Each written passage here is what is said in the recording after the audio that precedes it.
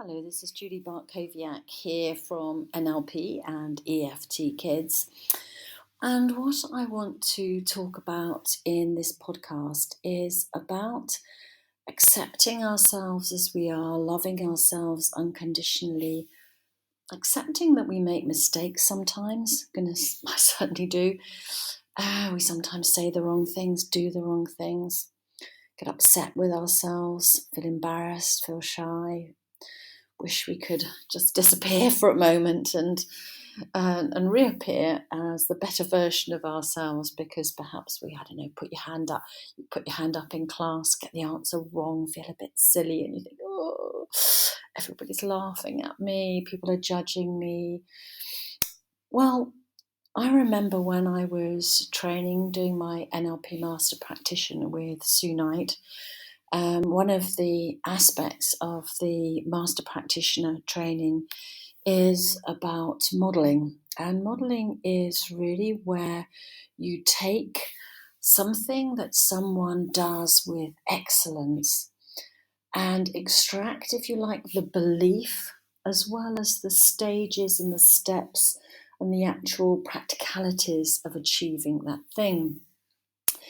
And I wanted to model that sense of being okay with myself and being able to just be in the moment without fear of judgment, without questioning myself, and perhaps being harsh with myself.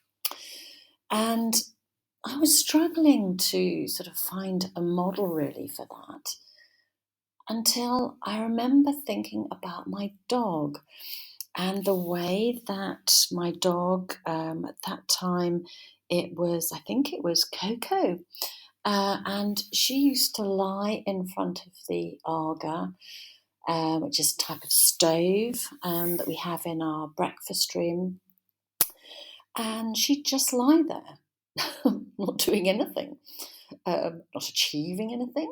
I was constantly feeling I need to achieve something, I need to do something, I need to, be doing this or that, writing a blog post, writing a book. And she would just lie there, and as you walk in or walk past, her tail would sort of whack on the floor, and she'd sort of look up adoringly, and then, you'd give her a pat or whatever. No, she wasn't doing anything to get that stroke, that pat, that love. It was just enough for her to just lie there, to just be there. She didn't have to go fetch a stick, she didn't have to fetch a ball, she didn't have to sort of dance on her hind legs, she didn't even have to sort of, sit or stay or wait or anything like that. She didn't have to do anything to get that love. And I tried lying down with her. That didn't work terribly well because she's just trying to climb sort of right sort of onto me, as it were. That didn't work at all. But when she wasn't sort of in the room or at an opportunity where I could do this, I just sort of lay down there by the Aga. First, I felt a bit silly. But then I actually thought, this is actually very relaxing, that feeling that you don't have to do anything to be loved. What if you could just be? And this ties up to some extent with some training and some workshops that I attended on sort of the divine feminine and the distorted feminine, the divine masculine, the distorted masculine. And these are sort of energies in our body. They're not about being male or female, but the divine feminine energy is all about sort of being, and sort of being like a receptacle, being sort of enough, and just being enough as you are. The distorted feminine energy is really about looking for approval from the outside, from the external, which of course I see in lots of my teenage clients who are desperate to be sort of enough. And they're looking at their friends and comparing themselves with others, and oh, my hair's not as nice as hers, my nose, my mouth, my what, this, that, and the other. That's more the distorted female energy, where you're looking to others for approval, and other is what you're aiming for, that you're not enough, as you are.